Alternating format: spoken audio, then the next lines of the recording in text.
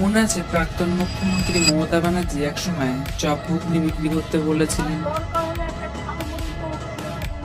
অন্যদিকে শুভেন্দু অধিকারী বিজেপি হাটাও দেশ বাঁচাও স্লোগানও দিয়েছিলেন।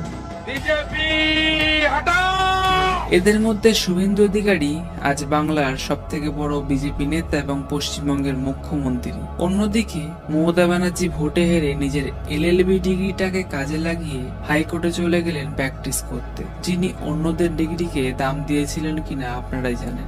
একসময় বামফ্রন্ট আর কংগ্রেসের মধ্যে সম্পর্ক ছিল সাপ বেজির মতো, কিন্তু পরবর্তীকালে তারাও জোট বেঁধে ভোটে লড়েছিল।